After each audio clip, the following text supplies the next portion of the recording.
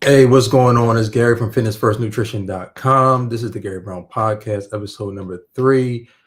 Today we have a great show lined up for you. But before we get into it, if you like, comment, share, and subscribe, please. And today we're going to be talking about the Diddy Trial, a 10-year-old shooter. We're going to be talking about um, bills getting slipped through, how the government gets over on the average person and manipulates them, and much more. So let's get into it. So we're going to start with um, Tisa Tells. That's her YouTube channel. She's pretty anti Diddy, so we're going to start with the Diddy, and then we're going to move in away from Diddy. So let's see what she got to say. I haven't watched any of this, so we're not going to watch the full thing. We'll watch enough of it. So she is completely anti Diddy. She thinks Diddy's going to jail. She wants Diddy to go to jail. She's been wanting Diddy to go to jail. And this is her take on it. Welcome to the last day of the Diddy trial. If you guys don't know, the defense has rested. But y'all, let me tell you what really happened. Diddy was up here in this courtroom humiliating himself, doing some Green Mile, I don't know, it was some weird cosplay where he had to stand up and officially confirm that he would not be testifying. Now we are going to talk about everything that actually happened in the trial. We're going to talk about the exhibits that were admitted. We're going to talk about why Diddy thought it was a good idea not to have anybody testify on him. Listen, I get it. You can plead the fifth, and a lot of people would choose, listen, I'm not going to testify. But how many people, all this shit you're saying, it was consensual. They wanted it. My employees didn't know. Then why didn't you bring any of them up here to testify? Why didn't you bring one SMEX worker to say, and no, I'm not talking about Tasha K. No shade to Tasha K. But why didn't you bring one SMEX worker up here and be like, hey, she looked like she was enjoying it. She was a good time. I think she was a willing victim. You couldn't find one employee from Bad Boy International. You couldn't get D-Rock up there to be like, what are you talking about? It wasn't a conspiracy. You couldn't get KK up there. All you did was reading a few text messages where Cassie was talking trash to Diddy, talking about, I love you, I love you, I love you. And we're going to hold that against people. Young Miami said he made her feel like a woman. And we all know that was BS. So why we listen to that? Y'all, let's get in. So basically she's saying, why didn't he call anybody in his defense? But some of the people that the prosecution called in their defense, and their on their favor, on the prosecution's behalf, they actually defended Diddy. So you had some sex workers saying, hey, it seemed like she was into it. Not just Cassie, but Jane Doe. That they were into it. They liked it. They paid them. Did they talk to them outside of, outside of these encounters that involved Diddy? So he didn't really need to call anybody. If these things did happen, I wouldn't call D-Rock either, because you don't want D-Rock to perjure himself. So in case these things did happen. So that is a smart tactic, if you believe that people have to lie for you. So look, you can be guilty. You can be guilty of something. They have to prove it. So you're innocent. You're supposed to be innocent until proven guilty. So it's up to the prosecution to prove that I'm guilty. It's not up to me to prove that I'm innocent. So I'm not calling any of these people up here, especially when I feel like you guys have presented a weak case. I'm not saying they presented a weak case, but obviously he feels like they have. A lot of other people feel like a weak case has been presented thus far. Some of the people feel like that perjury has happened from some of the witnesses that the prosecution has called, from Jane Doe to Cassie to Capricorn and the other girl. I can't remember her name right now. So between that and then the sex workers that have come up there and in the way that they have spoken, they haven't really condemned or proven anything. They haven't condemned Diddy and they haven't proven the charges, in my opinion. Unless you want to just say that purchasing prostitution and sex trafficking, they did kind of change that a little bit. They did make, but that was mainly for so when they made him, when they made prostitution or pimping into human trafficking or sex trafficking, it was mainly to stop pimps from keeping women against their will and making them sell their body and not get anything in return. Prostitution is illegal, but capturing actual humans and forcing them into hotels, motels, whatever. That was the main purpose of putting in the human trafficking, making it human trafficking, sex trafficking, and putting such a large penalty on it. Not for situations like this where, you know, a kinky couple or a kinky man with somebody goes and pays a prostitute, be it man or woman, for an encounter. Let's go. Into this, because when I say the funniest part about it was this cosplay that Diddy tried to do. It was straight up cosplay, and it was embarrassing. He humiliated himself. House of Wild said, I'm ready for my tea. Got my mug today. Yes, you guys know we got merch out there. I'm going to show y'all in a second. But let's actually get into this slave cosplay that he was doing. Diddy, your ride's here. Diddy's ride is here. Yo, what is going on? I hope everybody's okay. Oh, what is her name? It's not Cassandra. Catherine? Kathleen? Okay, I'm gonna have to listen. I'm gonna have to bring her some. Gosh, why did the name just forget me? Okay, it doesn't matter. I want to give a shout out, but I'll give it later. Okay. All right. Why did Diddy show up cosplaying like that ninja was at the Green Mile? They said, listen, Diddy had to stand up. Oh, y'all better stop. Y'all, listen, we got these views. I know. Friday. It's not the full day, some of the day, Friday, right? Then it could go on forever. It could be over in an hour. It could be over in a week. It could be over in 2 weeks. Charm going, Ninja, you're not going to feel like he did an amazing job when he sends you to death row. Diddy, shut up. Diddy was sitting here trying to act like he was just some, I swear to God, he was cosplaying at the Green Mile. And you know that Ninja likes putting on a show. And you cannot tell me he was not with the rats and roaches in his jail cell putting on a show. Diddy, shut up. We have seen you perform in front of millions, right? We have seen you on the BET stage. We have seen you all. You really expect us to believe that all of a sudden you now camera shy and you don't know what to do. And you're like, yes, Your Honor. When you're like, shut up. Anyway, Gina, what's up, mama? How you doing? So, I mean, when you put it into a certain circumstance, you know, his life is on the line. So he has performed in front of many people. He has done plays. He's actually an actor, not a good actor, but he's an actor. And, but his life is on the line. He's his future, whether now he's going to be in prison is now pretty much sealed. The defense has rested. The prosecution has rested. And now it's up to a jury, 12 people that he doesn't know, to decide whether or not he's guilty or not guilty, and whether or not a 55, I think he's 55 years old man is going to spend 15, 20, 30 years in prison. Well, they're going to decide if he's guilty. Then the judge will give the sentence, but because it's federal, there's minimum guidelines, and I think I'm not sure, but I think the minimum guideline, the minimum amount of time he can receive if he's guilty of any of these charges is 15 years, and 15 years for a 55-year-old man that's it. It's over. Oh, also, Altine Ahmed, thank you so much for the super chat. And Gina, thank you for becoming the newest member of the Tattletale. Oh, also, Gina said, appreciate all you do. Thank you and blessings. Thank you again, Gina, for the generous super chat. So anyway, he sit up there, jump up, and he got his arms hanging on him. Like all of a sudden, I love the way it's like, Ninja, we've been watching you for how many weeks? We know the way you stand, right? Tiana Kelly, thank you for being the newest member. So he was like, and I'd like to say you're doing an excellent job. Judge Aaron was on the bench and was like, thank you. Okay, so he literally stopped because we were all like, what the hell? Judge Aaron was like, thank you. Okay, let's move on. Girl, stop. Straight Drop Promotion said, love your coverage. Continue your grace, your greatness. Oh my gosh, thank you so much. I appreciate that.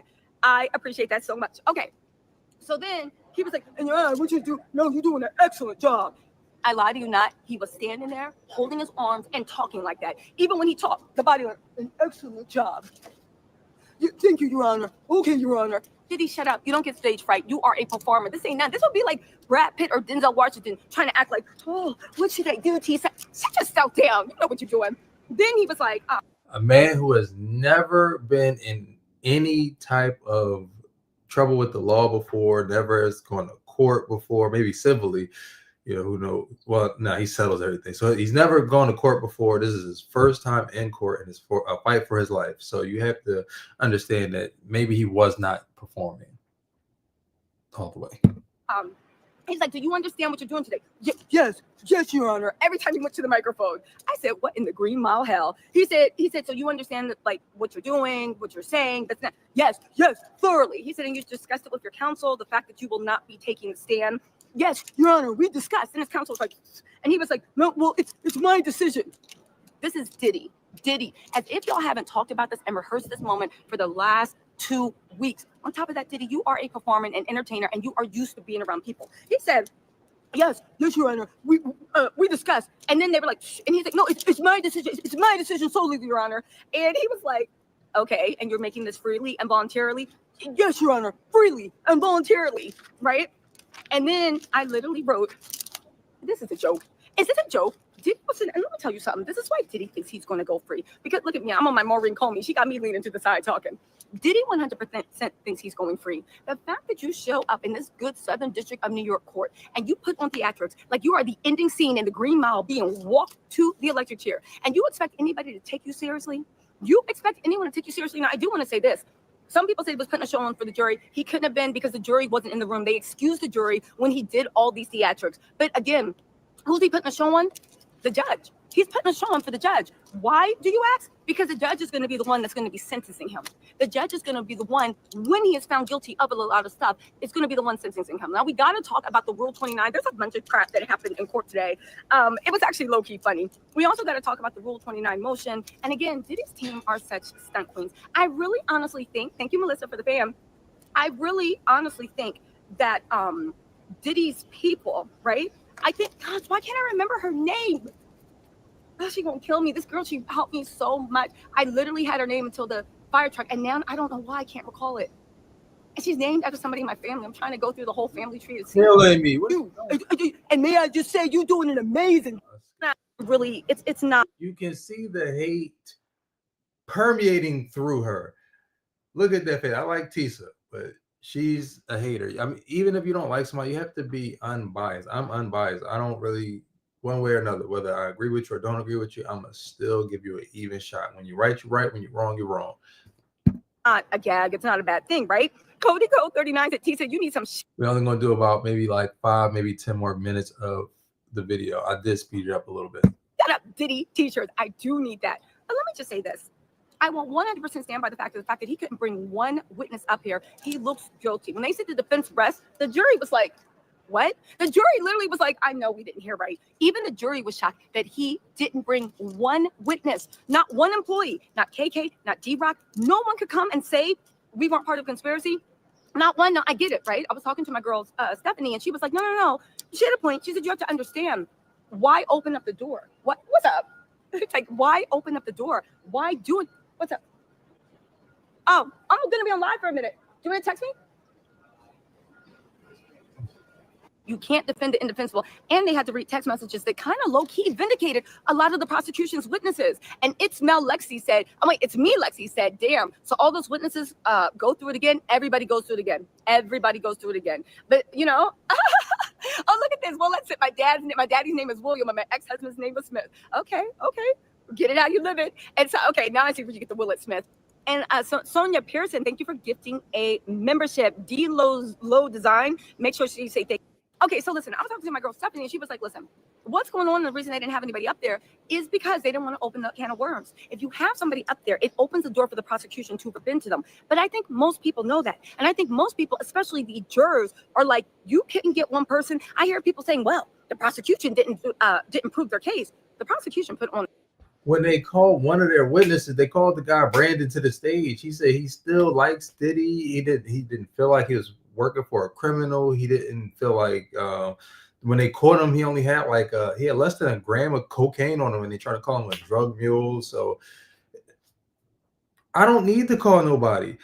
Y'all witnesses have been trash, in my opinion. The witnesses just have not been very good. I can't think of one really damning witness. I think the girl who said she was hung off the balcony, but then it comes out that.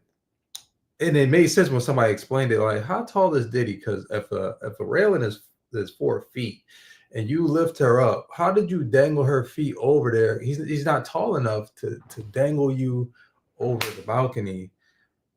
And also, he's that strong. He can just dangle you all over the balcony if he was to pick you up. I don't know. It just didn't make sense. They did a better job of explaining, but it just didn't make sense. But let's go.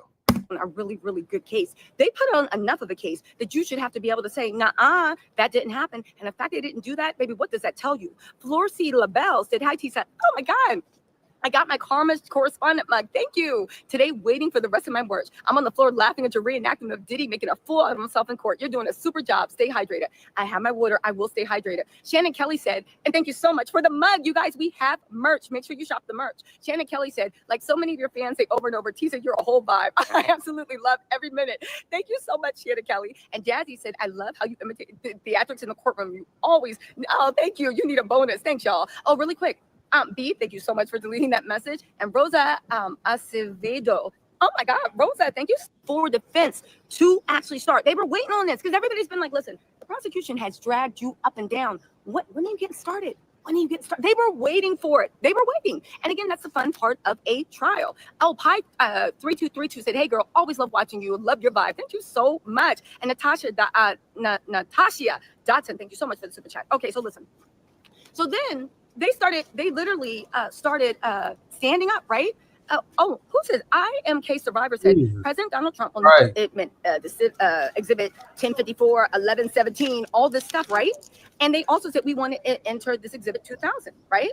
And the thing is, I get it. They're entering exhibits instead of defense people because I was like, yo, they don't want anybody to argue back. A text message can't argue back. And you know, they looked, and here's a funny thing. I get it. They read some text messages when Cassie's like, baby, you my sun, you my moon, my words. I would never, ever, ever, ever, ever. They could never make me hate you. That's basically what text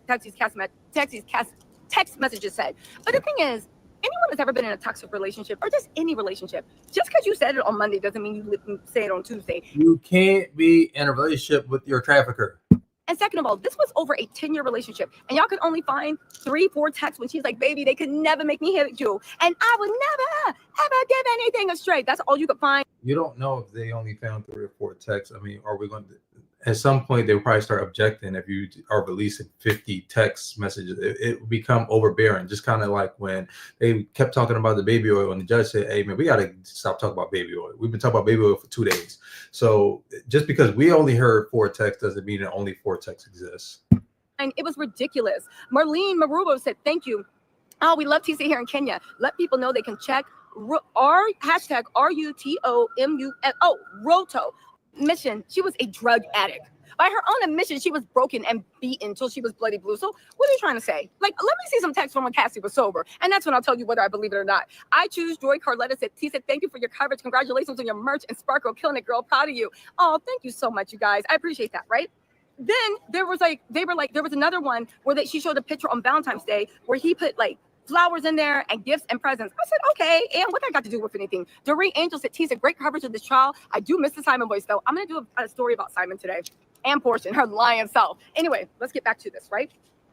Then on 415, she said, send me a D pic, okay? I miss you. And he's like, what you trying to do? And she's like, I'm going to be your little freak. I said, but where does it say that I'm going to have a freak off? Even though that last message it did, but I'm pretty sure in March of 2017, she was in the throes of drug addiction. So, I mean, that covers up a lot. All right, so we're done. We've covered that. We've seen what an anti-Diddy person sounds like. So now we'll go to, he's somewhere between neutral and pro-Diddy. So I'm not going to say he's completely neutral, but he's more neutral than Tisa. Tisa is 100%. Diddy is the devil, and he might be the devil, but I'm just saying when you giving coverage on it, you gotta kind of be non-biased. It's not really up to you. You just present the facts as they appear to you, and then that's it. So this is my guy right here. I do like him. I like Tisa as well. So this is the podcast with Soul. It's a video he did earlier.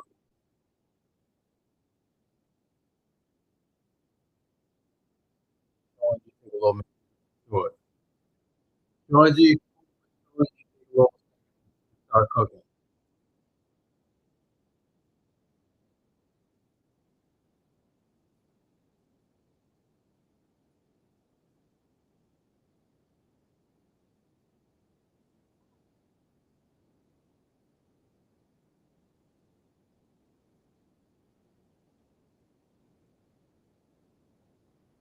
on the 24th floor, except maybe 3 days. There is reasonable doubt all over this case. There's reasonable doubt everywhere. There's reasonable doubt everywhere. Who is that right there? The original Sister C. The original Sister C.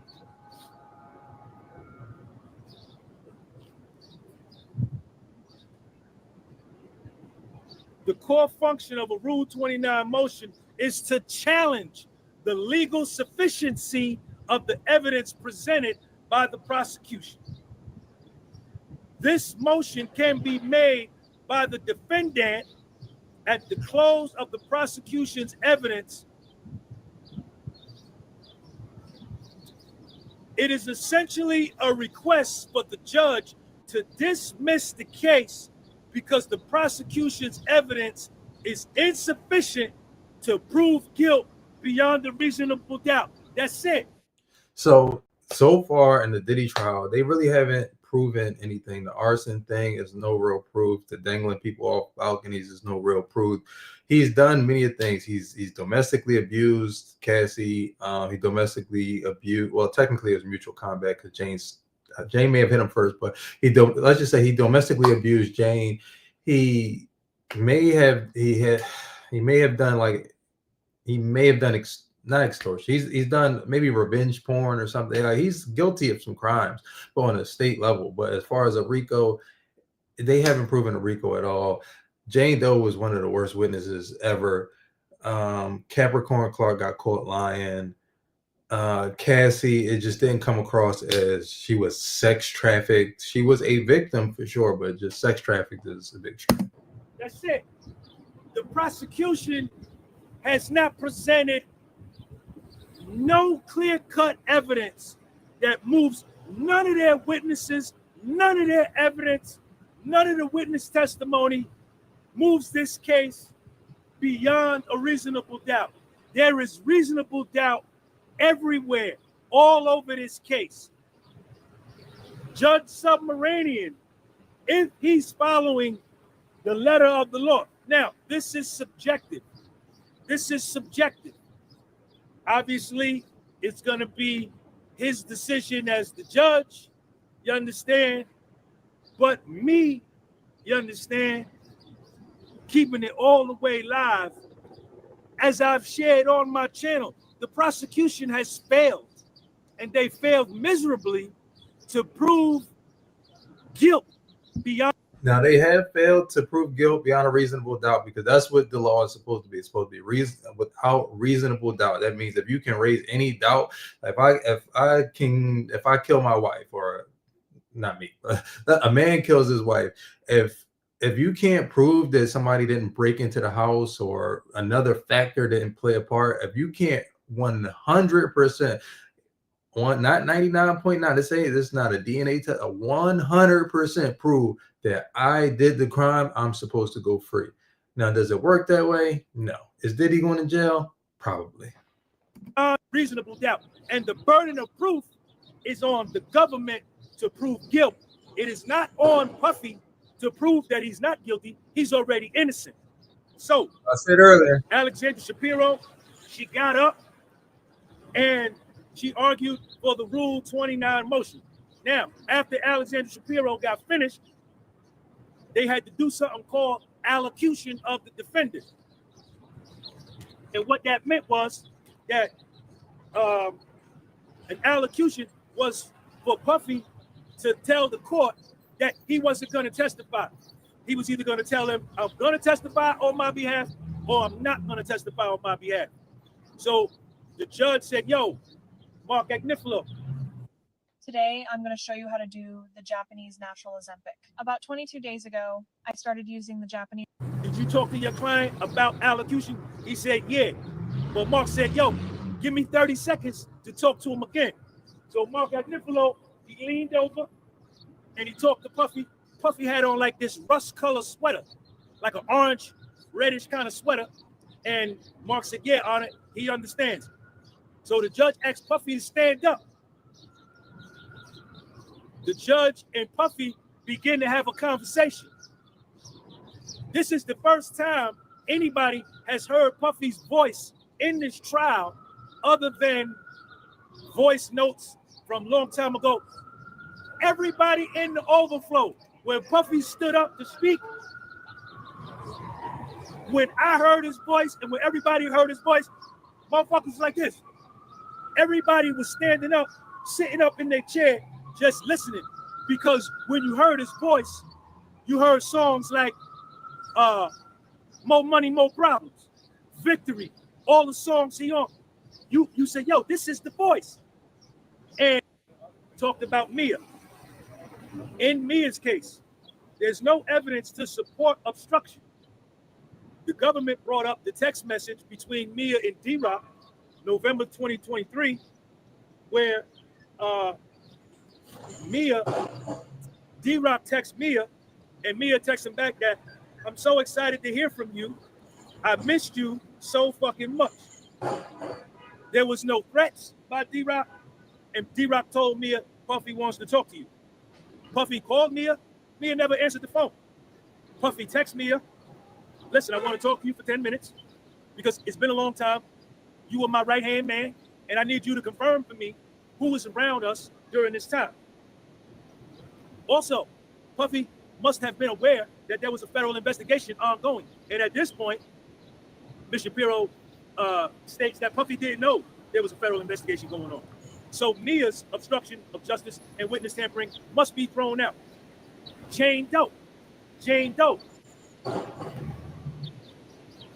A text after Cassie dropped her lawsuit, Jane Doe changed up everything. Alexander. Jane Doe said, I'm going to get a bag. When she heard Cassie got cashed out, allegedly it was alleged that 10 million. During the trial, we found out it was 20 million. When she found out she got cashed out, and she been getting mad trains, all the trains ran on her from here to Turks. She said, oh, I got something for you, buddy. You're going to pay me more than that $10,000 a month. Shapiro mentions that there was no corrupt persuasion and there was no threats in any of the conversations that Puffy had with Jane Doe after Cassie dropped her lawsuit. So the obstruction and witness tampering piece of the RICO must get thrown out. The bribery piece of the RICO must get thrown out. Next, during the witness tampering, Puffy is texting Jane Doe saying, yo, I need your support. I need you to be there for me. He called Jane Doe. I need your friendship. You ain't got to worry about nothing else. You already know. That is not corrupt persuasion, and there is no nexus.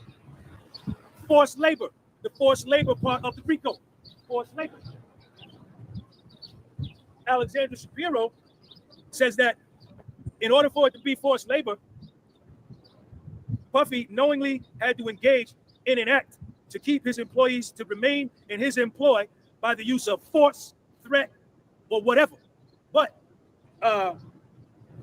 during this case, he's proven he will let you go. The man, the drug man who only got drugs from 4 times, he forgot his fanny pack. Fired, nigga, you're cooked. Get out of here. She gave an excellent analogy to a true description of what forced labor is. Alexander Shapiro said that there was a case when some Chinese immigrants came to the United States, and when they got here, this is how the brain of a procrastinator functions compared to a high achiever. They reported to a job site, and the owner of the job site took their passports, took the Chinese passports, made them stay in a dormitory, and took their passports so that they couldn't leave. That's forced labor, right? That's the threat. Mia, right? She talked about Capricorn Clark. She talked about Mia, Cassie, and Jane Doe. They were all American citizens. They could have left whenever they want. Mia, when she got fired, she was so distraught, she was going to take her own life. That's how much she loved working for Puff. Capricorn Clark, you could have left. But after you got fired, you kept trying to come back to work for Puff. So there is no forced labor, right? And Alexander Shapiro says it's way different for intent of immigrants with their passports taken, poor living conditions, violates the 13th Amendment, restrictive movement, and can't leave their employer if they wanted to. This does not apply. If you don't want to work here, you can quit. Puffy used to fire them all the time. You fire. Then they come back. If you want to quit, quit. Alexander Shapiro says that Capricorn Clark, Cassie, Mia, and Jane were U.S. citizens, and they were well educated. Some of them had college degrees, so they could not be forced. Capricorn Clark kept working for Puff even after the lie detector test, and she always wanted to keep her job.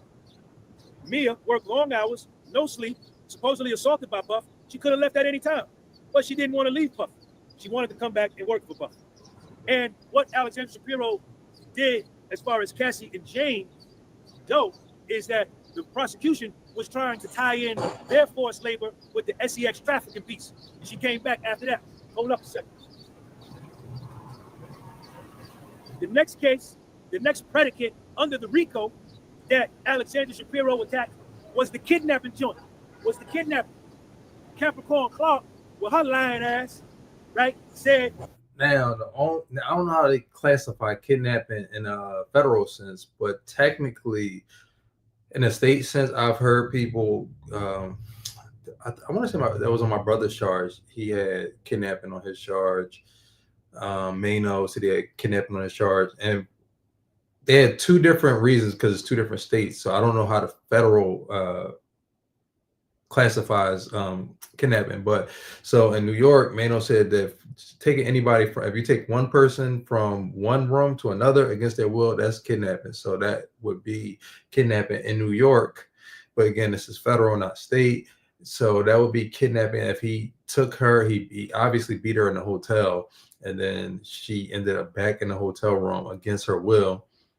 So that would be kidnapping right there. Now my brother said that here in Pennsylvania that it was considered kidnapping if you move somebody a certain amount of feet. But regardless, it's against their will. It doesn't have very far. Kidnapping is really easy to do. So I just don't know federally how that works. That for 5 days straight, and Alexander Shapiro kept adding this in.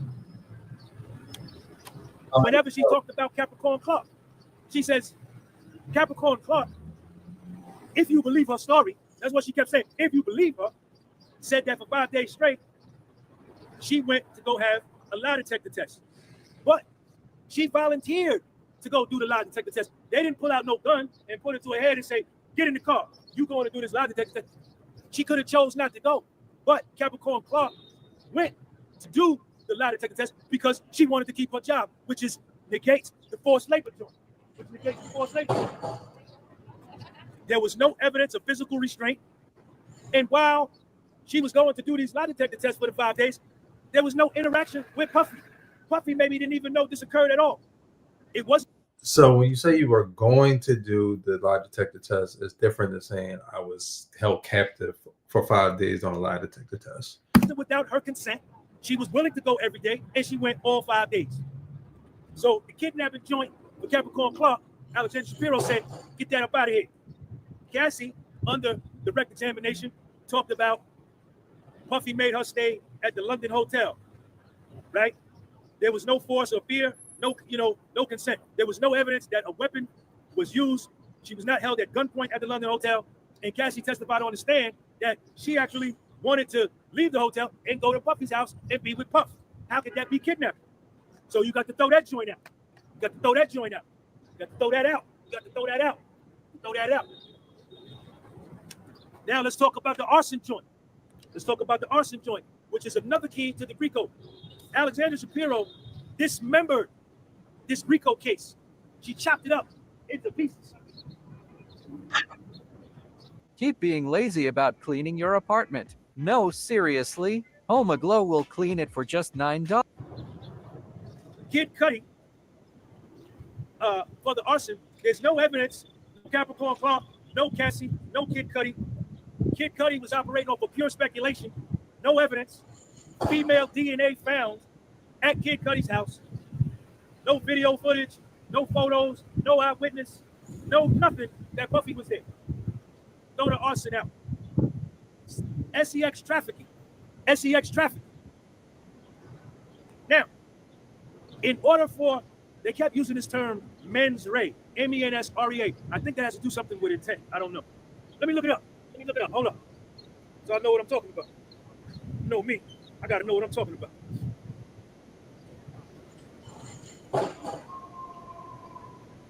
Mens rea is a Latin term meaning guilty mind. In criminal law, it refers to the mental state a person must have while committing a crime for them to be held legally responsible. Essentially, it's just about what someone does, but also about their intent or mental state. So, the SEX trafficking, Alexander Shapiro says that Puffy didn't have the criminal intent. He never knew or never thought of what he was doing with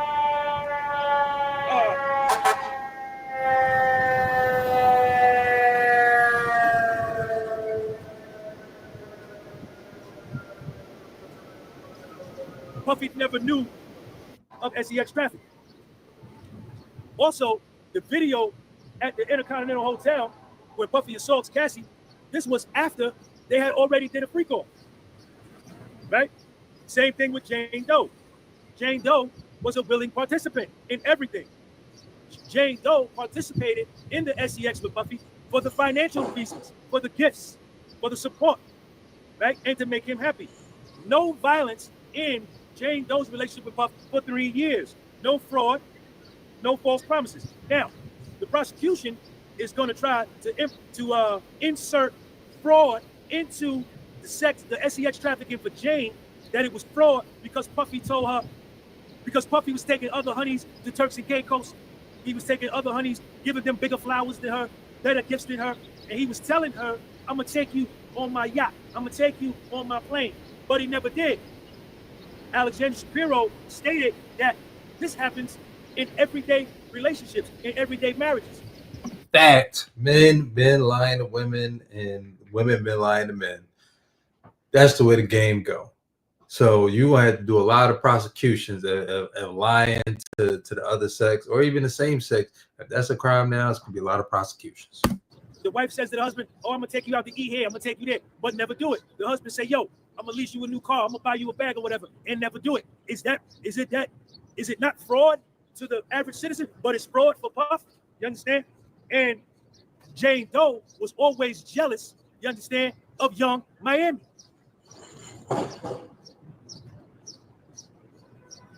Listen, you can't mention Young Miami around Jane Doe because she'll start shooting. Whenever you mention Young Miami and Young Miami, I'm gonna skip to the end of this, see what he had to say. But I'm more in agreement with him than Tisa at this point. The hell is this? Your 12-hour days are not making you productive. I challenge you to work 4 hours with the right system. Yes, if he should not grant the Rule 29 motion, say Rule 29 motion no. Put it in the live chat. Put it in the live chat. Rule 29 motion yes or Rule 29 motion no. Judge Selma Brady.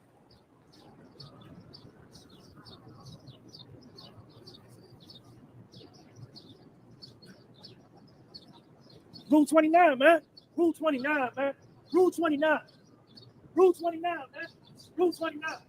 Rule 29 will probably not be happening. It'll more than likely go to the jury, at which point, after it goes to the jury, it will more than likely at that point, it's going to either be a mistrial. This is going to be a mistrial or it's going to be guilty. He's not going free. I just don't see free happening in his near future. The appeal, maybe he comes home like Bill Cosby did on appeal, maybe, but I personally don't see it. But yeah, that's my take on it. So you drop your comments down there and let me know, do you think Diddy's coming home? Is he not coming home? I don't know when we'll get the answer because I don't know how long the jury's going to take to deliberate. Hopefully it's not that long. I am kind of waiting. I can't really wait to hear what the outcome is. But that was that. So we're going to transition now into the other part of the show. And this is a reaction by Nina Boy. This came up at his channel. This caption caught my eye when it said, "Mom made her 9-year-old daughter catch a body." So we're going to tune into that right now.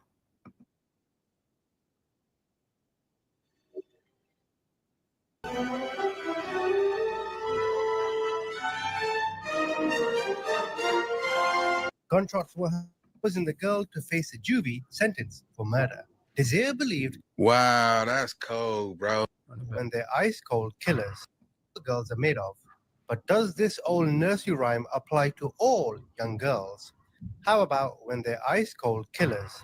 Desir Dennis was failed by her neglectful and alcoholic mother, Lucretia Isaac, causing the girl to face a Lucretia looks like she does a little bit more than alcohol. Lucretia looks like she likes to smoke a little crack or do a little heroin.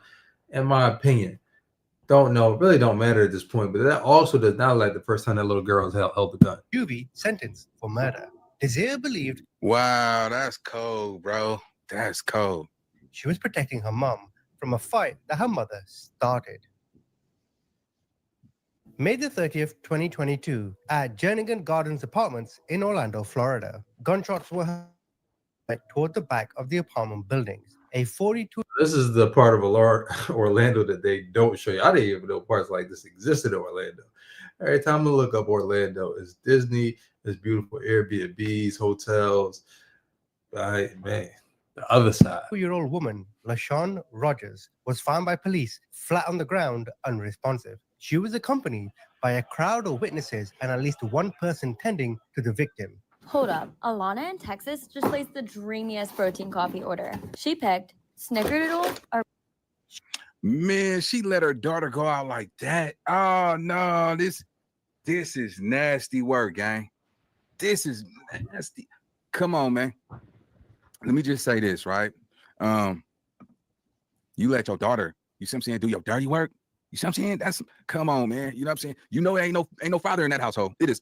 But shortly after, they lost her pulse. They began performing CPR until fire department medics arrived. The medics transported LaShawn to Orlando Regional Medical Center, where she succumbed to her injury and was pronounced dead at 12:23 a.m., May 31st. Officers had begun questioning the small crowd. The consensus among them was that a young girl between 7 and 12 years old. Who taught her how to shoot, gang? Who? Look, right-handed. She gripping on the pistol real strong. You know what I'm saying? It's crazy because she aiming high. You know what I'm saying? Aiming high. She don't got two hands. The only thing that she don't have that a professional shooter would have, but she don't have two hands on it. But she looked like no fear, no trembling. She looked like she's zeroing in and about to blow it down. Little she is, that gun is going to recoil, so it's going to drop and come back up. Ooh, that's just nasty work, man. You know what I'm saying? Mom made her 10-year-old daughter catch a body. You know what I'm saying? You turned your daughter into a cold killer at 10 years old. What was she doing with that gun in the first place? You see what I'm saying? Your job is to protect her, not her protect you, gang. Is the one that shot LaShawn after her mother, Lucretia, got into a physical altercation with a woman. After the girl shot the gun, her and her mother hurried back to their apartment. Law enforcement approached the apartment, announcing themselves and demanding the two come outside. The mother-daughter duo submissively came out their front door with no issue. There was no one else inside the house. Lucretia was 31. Desir was 10 years old. They were handcuffed and taken into police custody. One officer reported hearing young Desir say, her family, they threatened me as if they were going to threaten me. You see, she and her mother were taken to Orlando Police Department headquarters. Now, I do have the mom's police interview. Check this out. Like, I have a right to ask you when I have my call. I gave you my trust, you turned it to dust, though I'm in the silence. So when I get a call? You can have a seat around the I'm asking you a question. Go say, fuck that cracker. I know, it's insane. This will be on my interrogation channel later in the week. The crime scene was all taped up. Backup was called to maintain crowd control, as the shooting created quite a buzz in the neighborhood. Officers found an empty .40 caliber Winchester shell on the ground next to a pool of blood. They then filed for a warrant to search the house. Officers began questioning individuals at the apartments for more than concrete details.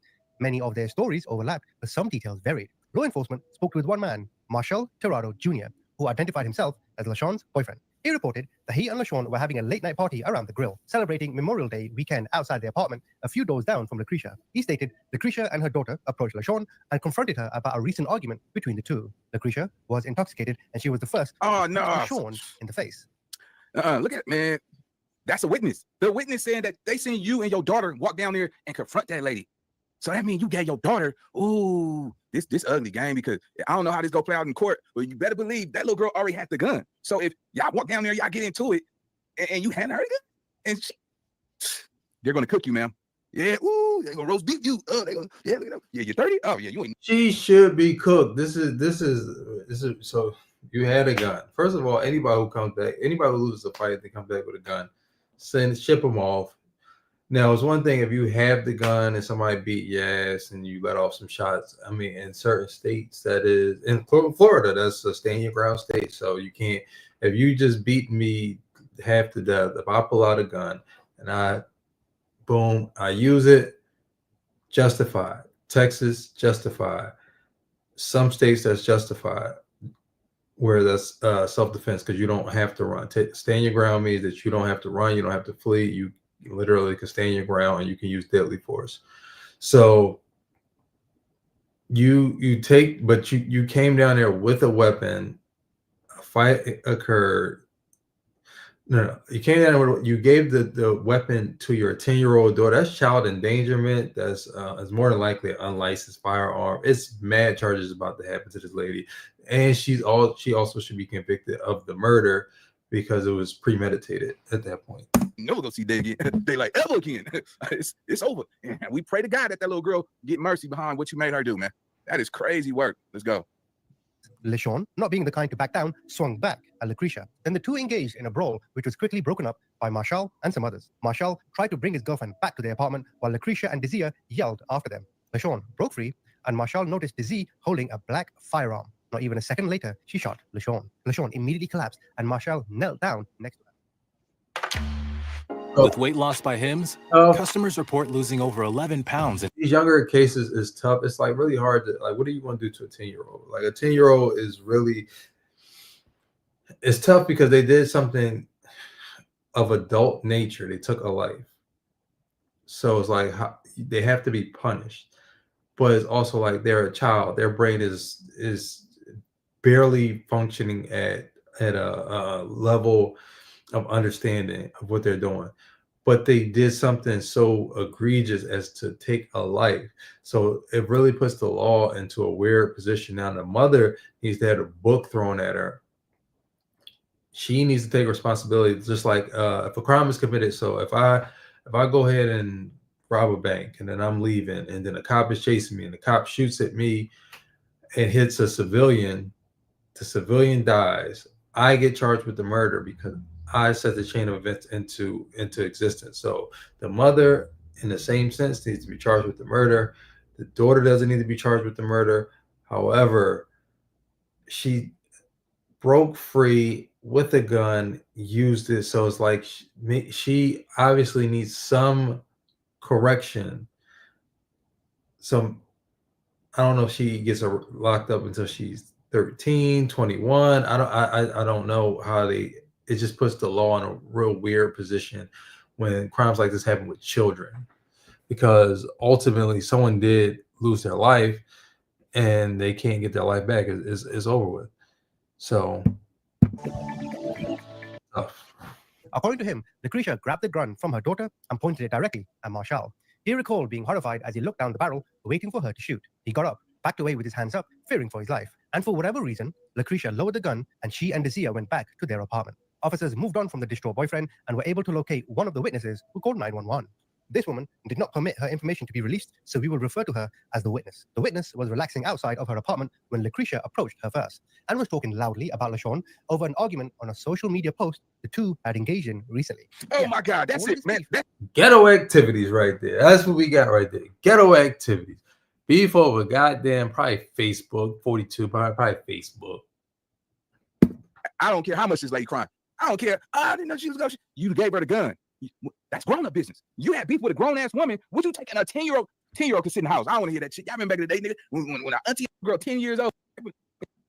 Two older women fought. That's a kid's saw backpack. a young girl shoot LaShawn and didn't see any movement from the victim after she fell. She heard Dizia saying something along the lines, "You fuck with my mama, you don't hit my mama." Every witness on the scene also Your mama be hitting you. Dizia making this kind of remark after she fired the gun. The witness, man, look at her. She crying like a motherfucker. Let me tell y'all something, right? When you have a child saying, "Don't you hit my," first of all, your mama run around here with a gun? A gun? Come on, man. You hitting your daughter. This woman, you could look at her, man. Come on, man. You turn off the lights. You like, who is that talking? Yeah, she didn't put her hands on her daughter before. You see what I'm saying? You threw her away out. She could have stayed in the extra day. Was familiar with the mother and daughter, remembering that Lucretia had dreadlocks or braids, and her daughter was wearing a bonnet and a camo robe when it happened. Is it bonnet or bonnet? I don't know. She recalled there was another woman with the two, but the unknown woman fled after Dizia shot the gun. It was known by the witness and most neighbors that Lucretia and the unknown woman would drink together often. There was also another witness. Okay, so we know you're going to watch this demo at double speed. All software engineers do. Buckle up. We're keeping it quick. That's crazy. Kenya Griffin. She didn't physically witness the argument, but she heard Lucretia yell out somewhere nearby afterwards, "You done shot the lady," at her daughter. She recalled the pink pad and seeing the gun in Lucretia's hand as the two walked away. Kenya helped tend to LaShawn while they waited for cops to arrive. And one of the last witnesses, a woman who also did not want her information disclosed, knew Lucretia better than the other witnesses and referred to her. How you crying on your lineup, She was though? showering when she heard the shotgun in her house. This witness turned the shower off and looked outside of her apartment. She witnessed Desir pacing back and forth in the corridor with the gun in her hand. She saw Krisha yell at her daughter, "You shot the lady," to which Zia responded, "But they was bothering you." The two walked away, so the woman came outside and saw LaShawn, then called 911. The mother and daughter returned back toward the house, and the gun was now gone. This woman asked Krisha what happened. She said nothing, only glared at her before going back into her home. The woman recalled having a troubled history with Krisha. Krisha would get drunk and become aggressive, accusing people of talking poorly about her. Look at you, and threw your life away. Intoxication, feathers, tickled ass. During the argument, the woman remembered Desir demanding she didn't talk to her mother that way. She was surprised Krisha would let her daughter speak to an adult that way, which Krisha responded, Desir could say whatever she wanted and she didn't need to respect anyone. That type of mentality just showed that you bad parenting. You see what I'm saying? And you can't act surprised. Look at this backpack. This is a child's backpack. You're 31. You're not even in school. Your child is a child. So we're assuming this got to be your daughter's backpack. The woman knew Krisha owned a gun and that the gun was always in the pink backpack. Krisha would often start arguments with other people. When these arguments took place, Krisha or her daughter would go into her apartment and get the bag so she could threaten people with her gun. The woman believed Krisha would start the fights with the intent of being able to shoot someone. Krisha drunk and Krisha sober were two different people, feathers and ass. While she was sober, she was quiet and barely talked to anyone. However, she was drunk the majority of the time and it was exhausting. Oftentimes, Krisha would allow Desir to sit outside on her own, where the young girl would follow her mom's example and try to start fights. That's just so sad. One of the great challenges in this world is knowing enough about a subject to think you're right.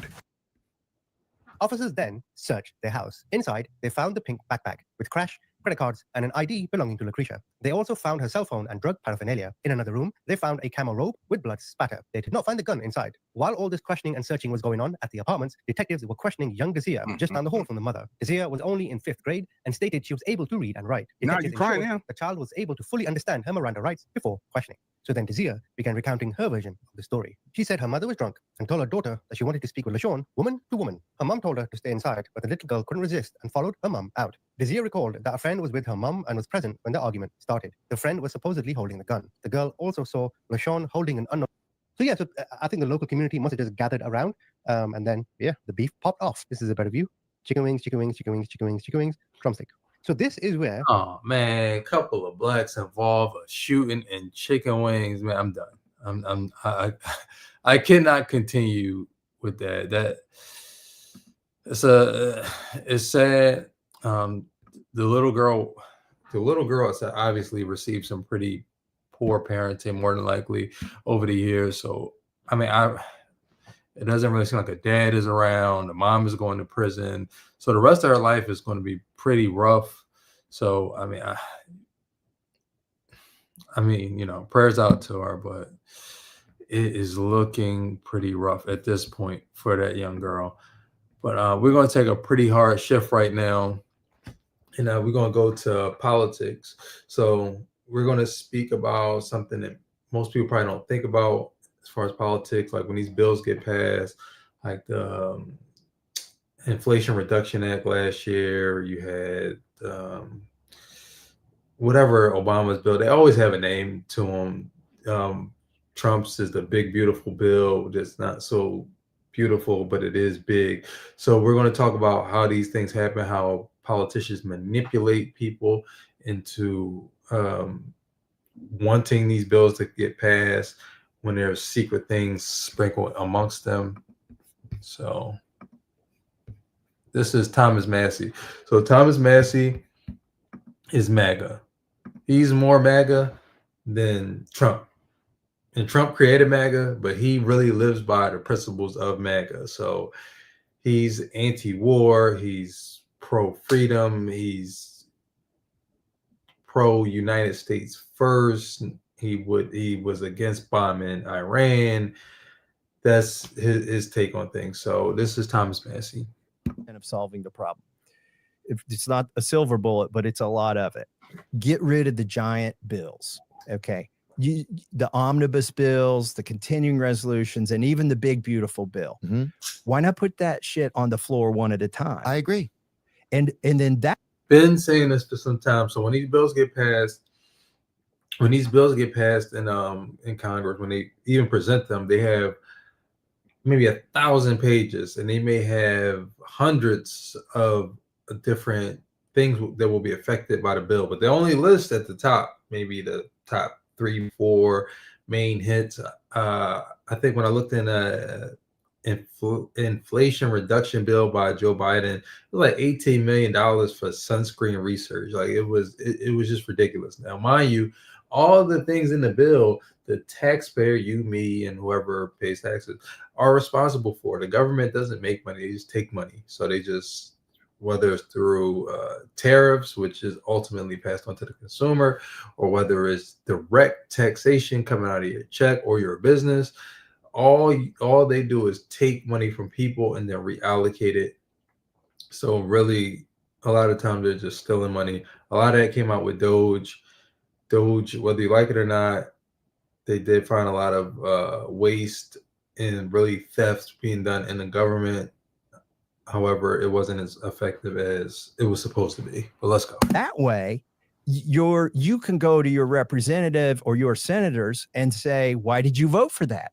Right now, they can say, well, Theo, I had to vote for it. I had a pay raise for soldiers, right? They literally will put a pay raise for soldiers in every freaking bill, giant bill, so that if you vote against it, you have to go back home and watch TV ads that say he voted against a pay raise for the soldiers. Right. Even though he may have voted for 90. So when you on YouTube, you see those commercials that say Joe Biden hates little people, because this is what they mean. It was something in a bill and they voted against the bill, but inside the bill was this small thing that they just couldn't stand for, and they'll say that you voted against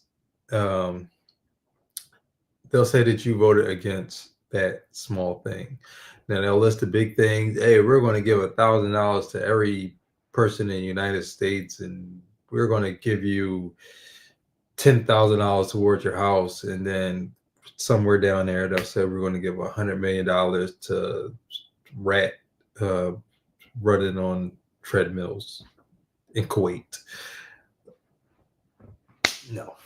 Other amazing things on the bill, right? Right. And that was one thing that was tied in there, that if you went this way, yeah, it may have been like oxygen for grandmothers, right? Literally, there probably is that in there. But if you vote for oxygen for grandmothers, then they're not going to give. So I see what you're saying. I voted against oxygen for grandmothers so many times they can't even run that ad anymore.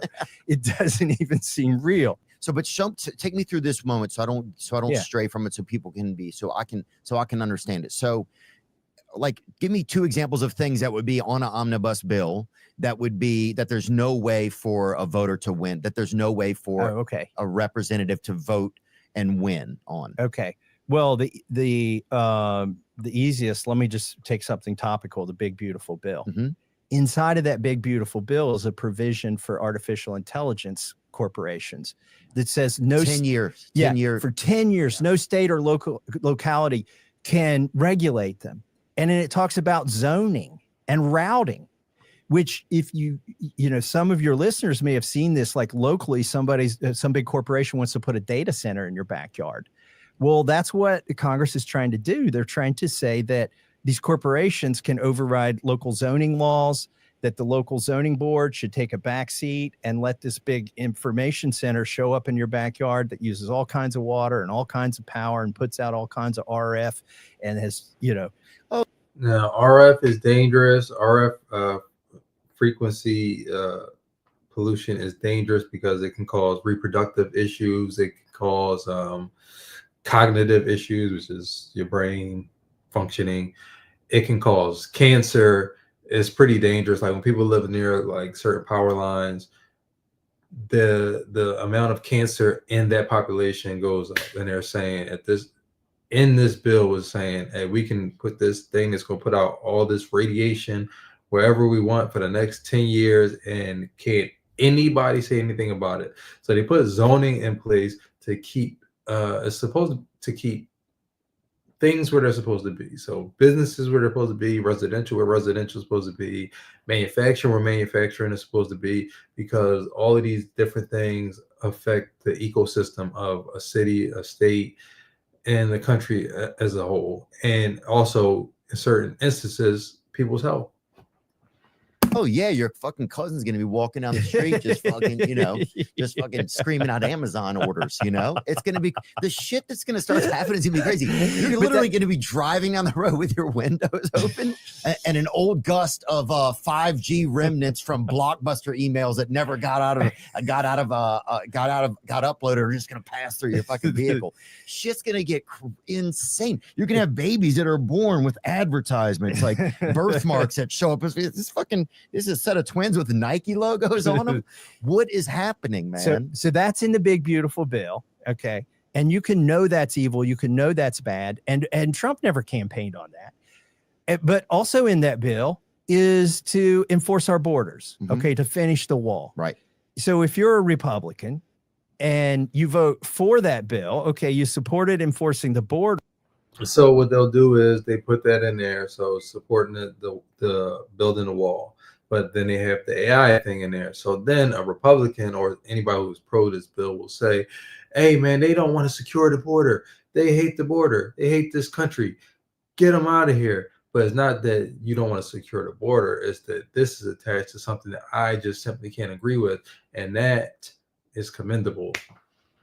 But you also let AI basically take over your local and state governments. Okay. And then if you vote against it, well, then you're against the AI provision. But oh my gosh, you're for open borders. You know, you don't want to support the military. There was $100 billion in there for the military. Yeah. There was, you want to tax seniors. There was a tax cut for seniors. There was an extension of the tax cuts from 2017. I voted for the 2017 tax cuts, but I voted against this 2025 bill because it's got a lot of crap in there that doesn't belong, and it's going to balloon our deficit. Right. So you can't win for losing. And so I don't blame a lot of my colleagues. Like they come to Congress, they have the best intentions, and you get there and you're like, oh my gosh, this whole game is rigged. Yes, the whole game is rigged for sure. Yeah, I mean, the game has been rigged for quite some time. That's the way that they do business. That's just the way that they do business. It's not good. It's not fair. It's not good for the American people. But until someone changes it, which is going to be hard, because this gives them more power to get things done, to take more money from the people.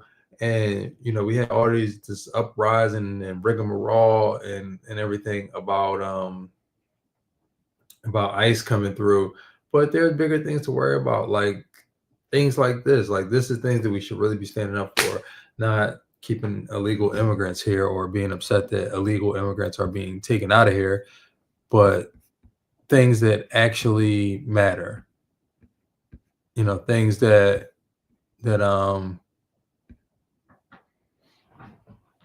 really affect this country. So do we want to talk about By the way, there are two kinds of lobbying groups. There's access lobbying, and then that's where they're all your friends. They're never mean to you. They were, even if they don't like you. So lobbying is a businesses fund this group of people. So let's just say I have 10 people over here. Kraft Foods comes to me, and General Mills and whatever. They come to me and they give me money, and I go talk to my buddies in Congress, the Senate, whatever, blah, blah, blah, the president, if I have enough power, and I lobby on behalf of whatever the interests of these businesses are, which is more than likely not in the interest of the actual people, but that's what lobbying is. They'll buy you a steak dinner, and they'll try to get you to hear out their point of view. And they figure, as long as I can get in that person's office, I'm doing well for the people I'm lobbying for. Okay. But then there are confrontational lobbyists like AIPAC, and AIPAC has transitioned into a confrontational lobbying group where if you don't do what they want, they come after you. Wow. And what does it look like? They spent $400,000 against me in my last election. and they are basically advertise themselves as just all things Israel. They are lobbying for more money to go to Israel. Do you feel like Israel is a fair ally? Are they a good ally for us?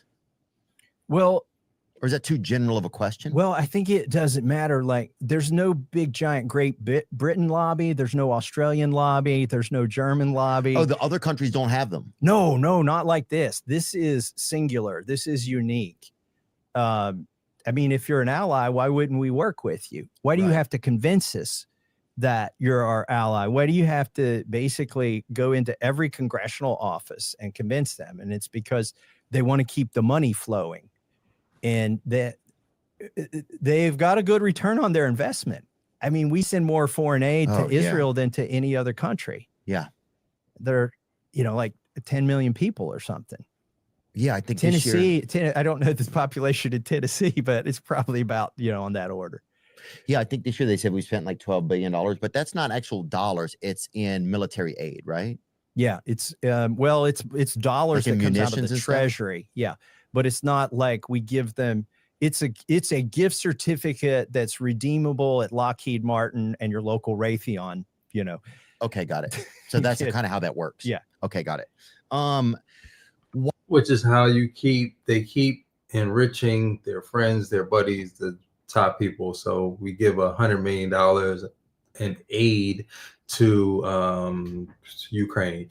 Ukraine then takes the $100 million and then they go to one of the companies they just named and then redeem it. And these are American companies. These are people who also have really big lobbies. Defense contracting is really, really, really profitable for those at the top. Why do they have this carve out that's just for them? What do we get from Israel, do you feel like? We got a lot of countries that hate us. Is one of the things we get.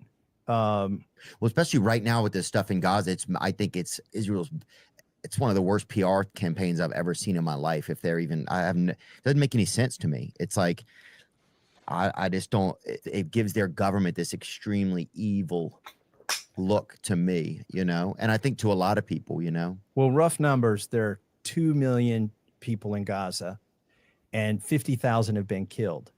That's 2.5%. Like, they've killed 1 in 40 people in Gaza. If you did that in the United States, if you did 2.5% of 350 million, it'd be almost 10 million people dead in the United States. Everybody in Gaza is at this point related to somebody who's been killed. Like, at least the first cousin you had killed.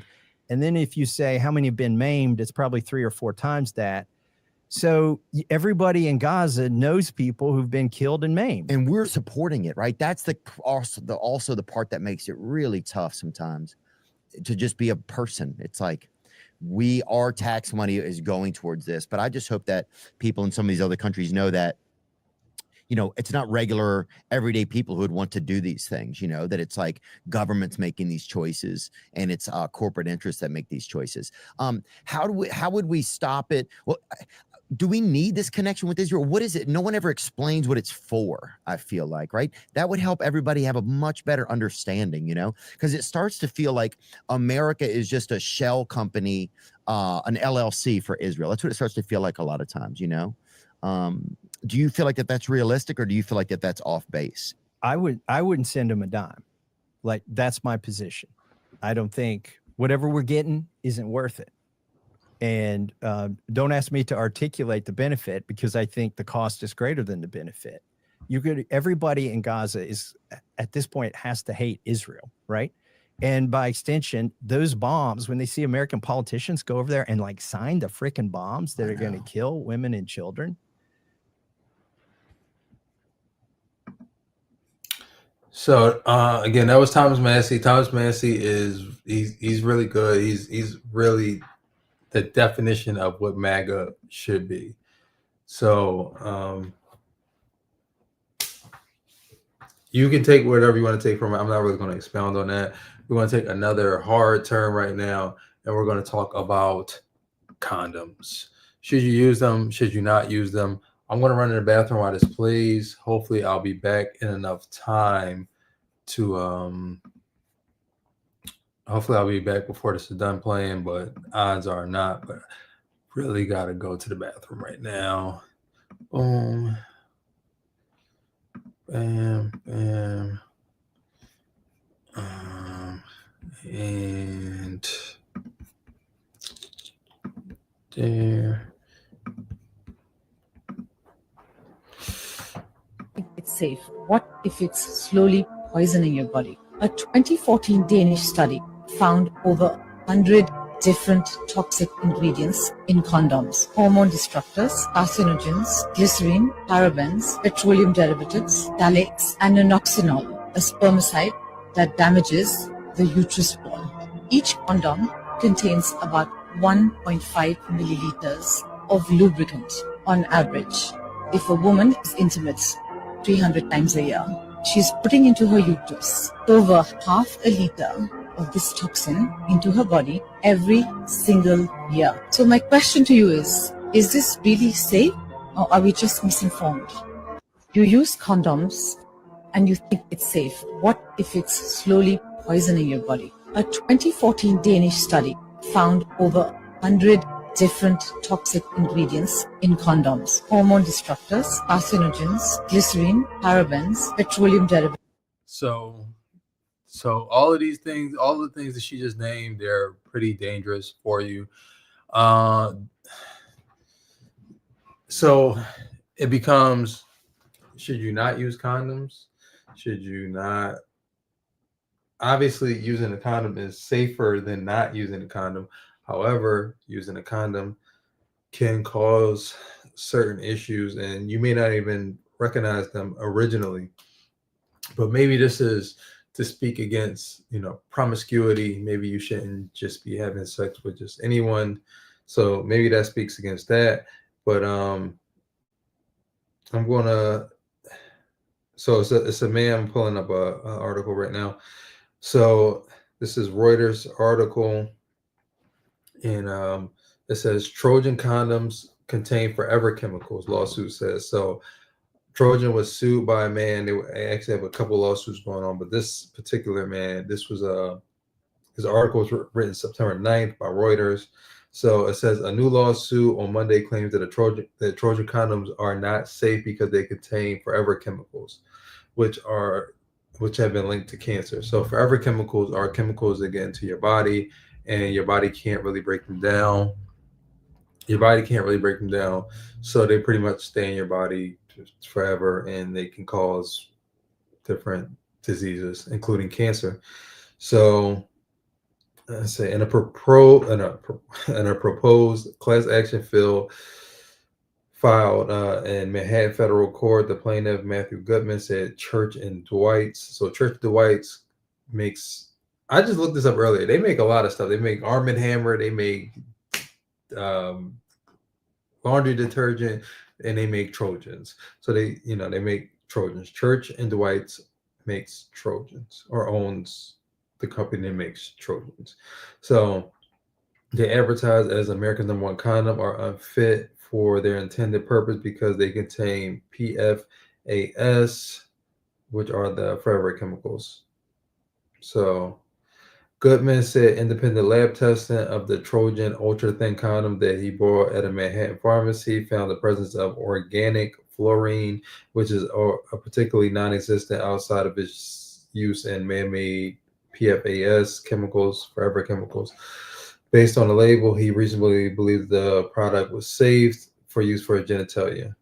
Had the defendant disclosed on the label that the product contained PFAS chemicals and the harms that can result from contact with PFAS chemicals, he would have not purchased the products, or at very least, he would have only been willing to pay significantly less.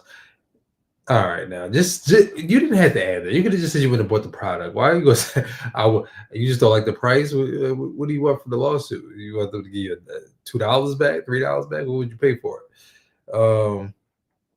So the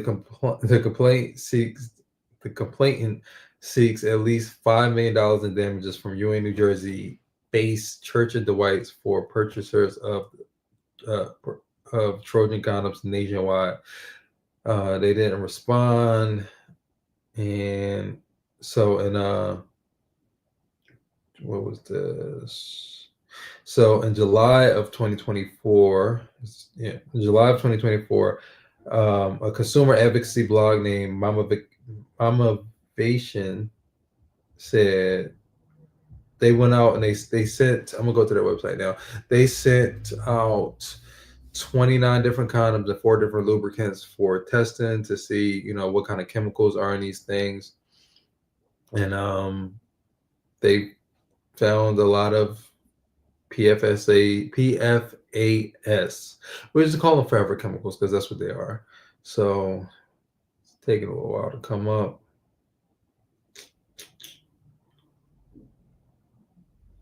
And these things are not just in condoms, they're in makeup, they're in contacts, they're in lotions, they're in all types of different things. So it's not coming up for whatever reason. I went to the website earlier, but for whatever reason it's not coming up. But they tested the condoms. A lot of the condoms came back with the forever chemicals in it. And that was KY jelly, that was ultra thin Trojans. Not everything has it in it, but particular ones came back, and then some they couldn't tell what was going on with some of the condoms. So you just got to be careful out there. You really just need to kind of lock in, and maybe not be as promiscuous, maybe not have as much free sex out there, because there's no such thing as anything free. So maybe try to get involved in things where you don't need condoms. You find a partner, you stay with the partner, you do that with one particular partner. So it finally came up. So scrolling down, coming down. So it says Mamavation, EPA certified laboratory found, and they sent it to an independent. So it's more important that if something comes from an independent laboratory, it's more dependable than if the company tested, because they obviously have bias to get it out onto the market. Most people won't ever find out. Look how long they've been selling this crap, and nobody said anything. So they sent it out, analyzing 29 popular condoms and lubricants on the market today. They've been used for many decades. So 14% of the condoms had, well, they just tell you the limits right there. So it tells you the health effects. So PFAS, forever chemicals, are problematic for human health and the environment. They are considered ubiquitous, persistent, and toxic. In fact, many of these PFAS chemicals can last for years or even decades in our body. The health effects from the exposure to PFAS inside the vagina and penis area are unknown. However, we do know that these are the most vulnerable areas of the human body to the effects of toxic chemicals like PFAS and the environment. Therefore, it's imperative to reduce the amount of PFAS that you are exposed to from food, water, and consumer goods like condoms and lubricants. So Mamavation is dedicated to helping you do that when you are shopping for condoms and lubricant. Here are some of the health effects of different PFAS chemicals. So it can reduce your immunity. So it can hurt your immune system. It can reduce your vaccination response, and it has increased risk of allergies and asthma in young children. Again, it's not just in condoms. So you do have to worry about with your young children, because it might be on their toys. It can be on gloves. It can be anything, these chemicals.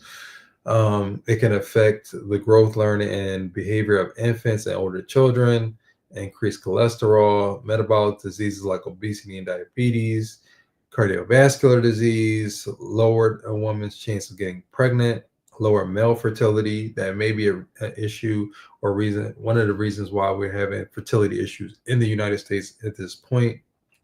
Forever chemicals pretty much everywhere.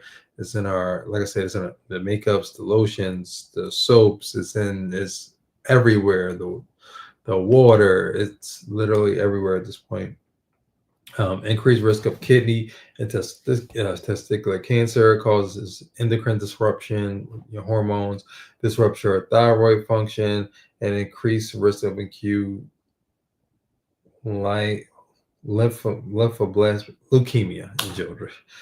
So those are some of the dangers of the forever chemicals. And we scroll down. It's also in tampons, toilet paper, underwear, cupcake liners, parchment paper. It's pretty much everywhere. And where does it say anything? So when we get down to the condoms, it shows you the condoms. So not our favorite condoms. So Trojan ultra thin condoms for ultra sensitivity. They have organic fluorine and a second product that's not the non-detect organic fluorine. It says material is not 100% transparent, so you might not want to get Trojan ultra thin condoms, Union standard ultra thin lubricated condoms. You don't want to do KY jelly classic water based personal lubricant, Lola tingling mint pleasure gel for spot on remove. I ain't heard this.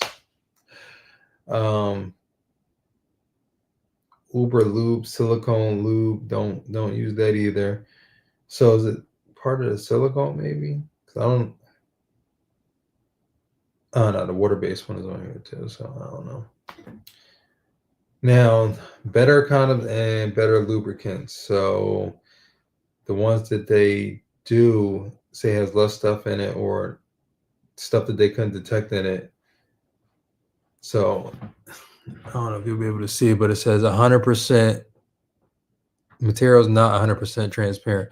So they may not know what's in it, but they can tell you that they didn't find any fluorine in it. So that's Dorex, Real Feel, non-latex. Oh, that's non-latex. I don't know if I've ever seen a non-latex condom. Dorex Air regular fit, thin condoms, KY Me, and condoms extra lubricated. Lifestyle ultra sensitive natural rubber latex condoms. Skin. You can just go to mamavation.com. So if you can see that right there, you go to their website and they will let you know what condoms you can and can't use that will allow you to not be exposed to all these chemicals. Now, mind you, I did tell you these chemicals are pretty much pervasive. Like you're going to run into them, but you want to limit the amount that you do. Your body will eventually break them down, but it takes a while, and it could lead to a lot of different health complications.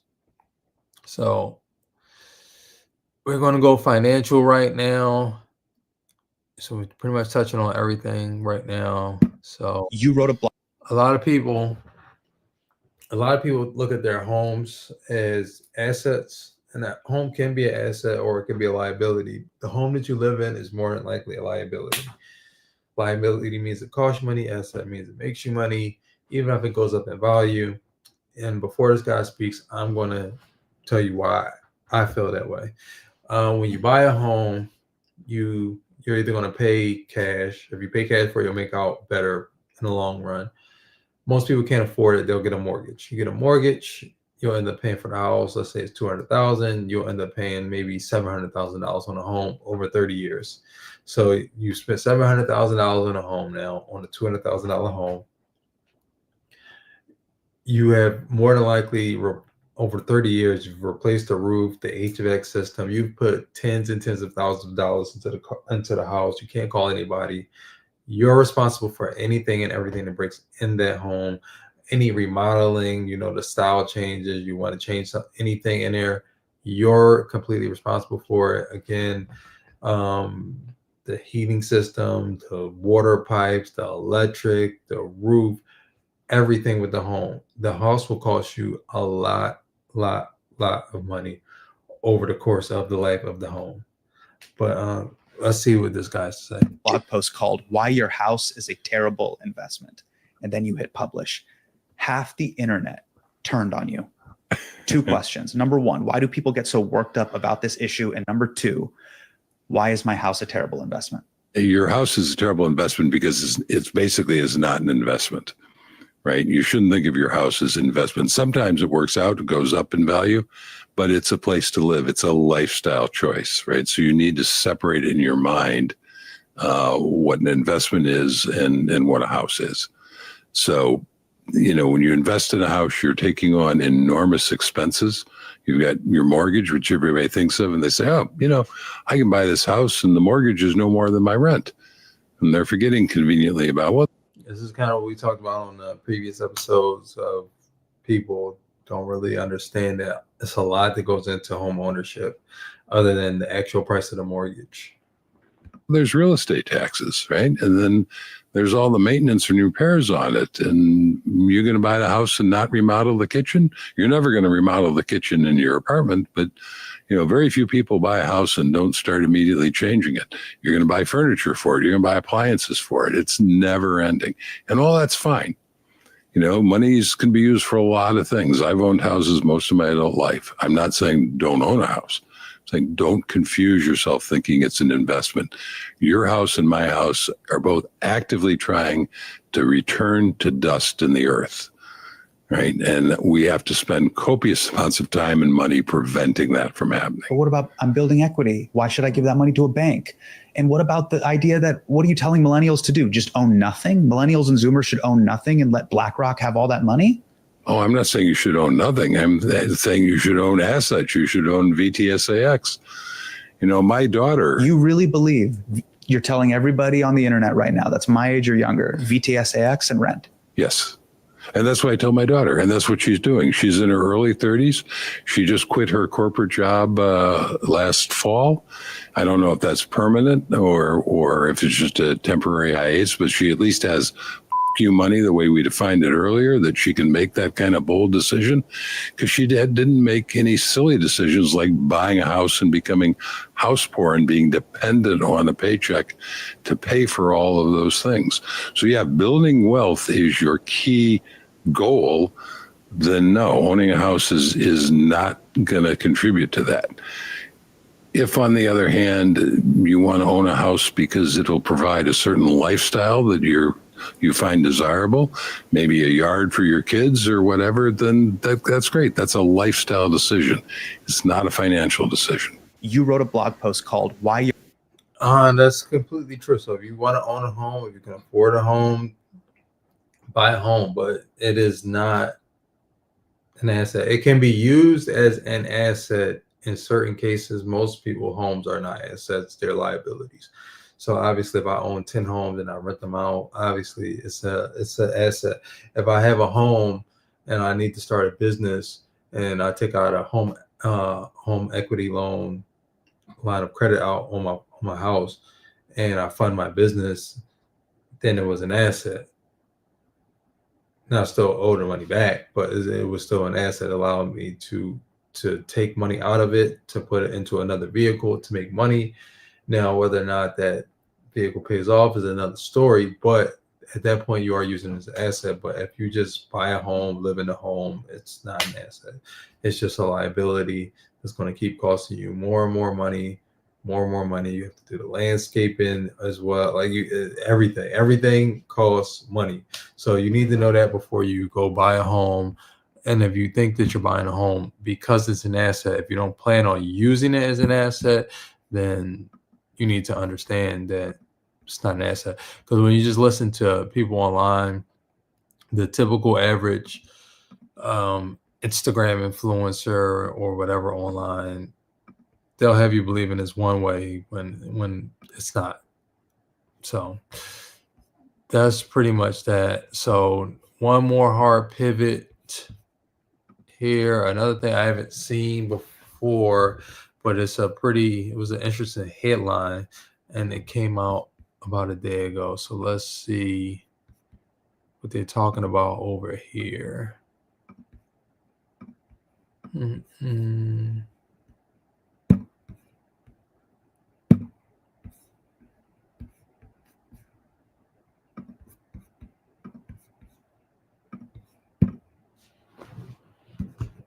Over the weekend in the IE, 2 people were shot and killed outside a shopping center, followed by an off-duty deputy taking out the suspected gunman. And now it is news reporter Leticia Juarez is live in Fontana with new details on this story. Leticia. Well, I'll tell you this, David and Giovanna, we've learned from police that at the time of that shooting, there was plenty of law enforcement in the area, most of them off duty, enjoying the night with their families. But unfortunately, they were unable to do anything about the shooting that took place just outside the sushi restaurant, telling us that it was a domestic violence situation where a woman in the process of getting a divorce was tracked down by her estranged husband, who then shot her and her date here in this parking lot. We gain all this weight during our pregnancy because we're not taught how to properly eat. Social media influencer and fitness coach Gloria Zamora inspired busy women to get and stay fit. But behind the strength she exhibited on camera, her personal life was taking a hit. Zamora spoke out about her pending divorce to her thousands of followers just last week on the Horizon podcast. Instead of you being supportive, you're over here trying to just bring me down, bring me down, bring me down. On Saturday night, the 40-year-old alongside 43-year-old Hector Garduno was shot and killed outside a Fontana sushi restaurant. There was a male and a female that were estranged. They're going through a divorce that led to this. Investigators say Zamora's estranged husband, Thomas Alberto Tamayo Lizarraga, gunned down the two in the parking lot. We don't know how he knew where she was at, but apparently she had been at the restaurant for approximately an hour prior to the shooting. The shooting caught the attention of several I'm going to assume that she may have still been sharing her location on her phone with him, or did he put an air tag on her car? Because what are the odds that you go out on a date with somebody and what are the odds that you go anywhere and somebody just pops up where you are, let alone that person being your ex-husband or estranged husband? The odds of that are really, really, really slim. The odds, and him having a gun and him seeing you while you're on a date, like the odds of this happening, there's a lot of coincidence. So I'm going to believe that either she was still sharing her location and she didn't know, and or he put an air tag on her car because he was crazy and he followed her there. Duty law enforcement officers in the area who responded to the sound of gunfire, including an off-duty San Bernardino County Sheriff's deputy. Apparently he was driving on the street outside of the shopping center and heard the gunshots and saw what had happened, made a U-turn at the light and got out of his vehicle to confront the suspect. That cop had a bad day. Like, that's another thing. Like, to be that I've been not obviously in this situation, but sometimes you just have a day where it's like, why me? Why am I here at this exact moment? Like, why did this happen at this exact moment to me? I'm a cop. I'm off, dude. I'm just rolling. I'm cruising. And then I hear gunshots. I just so happen to hear gunshots. I can see what's happening.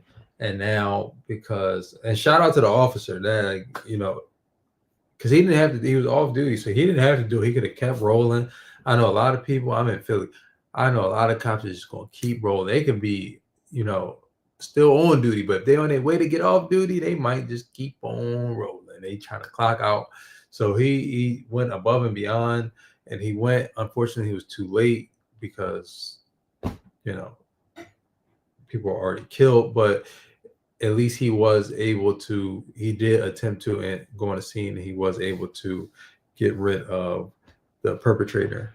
Lizarraga was shot and killed during the confrontation. In a GoFundMe page set up for Zamora, her daughter stated that her mother was murdered by her stepdad. Both victims leave behind children. Zamora, a mother of 7, is described as a woman who uplifted. A mother of 7 is crazy. That's a lot of kids to leave behind. The fact they have a GoFundMe set up pretty much lets me know that she didn't have life insurance. For those who are out there who are listening, it is highly important that you go get life insurance. I don't care what age you are. At some point, you will pass away. It's guaranteed. I wish it wasn't that way. It is that way. You need to go get life insurance so that your loved ones, if nothing else, don't have to pay out of pocket to bury you. Best case scenario, you leave something for your significant other, your kids, something where they can, get ahead. So unfortunately, you will pass away. That's just a guarantee. And why not let your loved ones profit? If something happens to me, I would love for my loved ones to profit off of me, because obviously it happened. It's going to happen regardless. So why not want my loved ones to, get a head up in life? So the younger you get it, first of all, you should get it for your kids as well. So that's when it's the cheapest. You get it for your kids, that way they'll have it as they grow up, and then once they grow up, the rate never changes. So if you're paying $10 a month for your kids at 3 years old, it's going to be $10 a month when they're 60 years old, and they can leave it to their kids. So you have to think about the next person. You have to think about other people besides yourself, which unfortunately doesn't happen enough. So hopefully people hear this and take something from it. Lifted others, while Garduno is remembered as a hardworking and devoted father of 4 girls. Now, we spoke to police about the ongoing investigation. They are gathering information. As for the off-duty deputy, they are not releasing his identity at this time.